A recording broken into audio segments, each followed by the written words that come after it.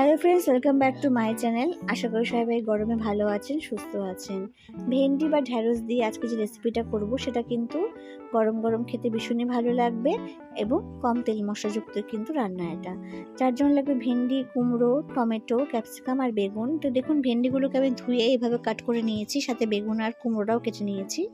তেলের মধ্যে ভেন্ডিগুলোকে দিয়ে 3-4 মিনিট ভেজে নেব। একটু হলুদ গুঁড়ো দিয়েছি। তো 2-3-4 মিনিট ভাজার পরে এখানে অ্যাড করে দিচ্ছি কেটে রাখা কুমড়ো আর বেগুনের টুকরোগুলোকে। এবার এগুলোকে ভালো করে নাড়িয়ে চাড়িয়ে মিশিয়ে নেব এবং একটু কম আছে মানে গ্যাসের ফ্লেমটা কম করে একটু লবণ দিয়ে আরও কিছুক্ষণ ভেজে নেব, যতক্ষণ না একটু লাল লাল করে ভাজা হয়ে যায়। তো ভাজতে ভাজতে কিন্তু প্রায় ভেন্ডি, কুমড়ো, বেগুন তিনটে কিন্তু সিদ্ধ হয়ে যাবে। তো দেখুন লাল লাল করে ভাজা হয়ে গেছে। এবার একটা আলাদা পাত্রে আমি উঠিয়ে রাখবো।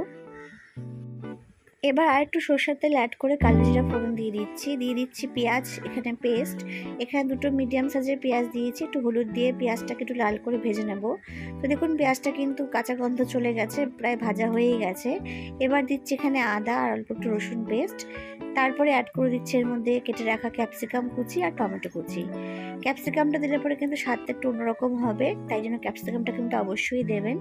তো এবারে আমি ভাজতে ভাজতে করে মশলা অ্যাড দিচ্ছি এখানে আমি তড়কা মশলা, অল্প একটু জিরে গুঁড়ো, ধনে গুঁড়ো 1 চামচ, সব 1 চামচ করে দিচ্ছি। আর দিচ্ছি স্বাদ মতো লবণ আর অল্প একটু চিনি এবং একটু আমচুর পাউডারও কিন্তু আমি এখানে অ্যাড করেছিলাম, খুবই সামান্য। তো দেখুন মশলাটা কিন্তু ভালো করে প্রায় ভাজা হয়ে গেছে, টমেটোটাও কিন্তু সুন্দর মেল্ট হয়ে গেছে, ক্যাপসিকামটাও সিদ্ধ হয়ে গেছে। তো তেল দেখুন ছেড়ে আসছে, তার মানে সুন্দর মশলাটা কষানো হয়ে গেছে। এবার ভেজে রাখা কুমড়ো, বেগুন আর ভেন্ডিটা আমি দিয়ে দিচ্ছি।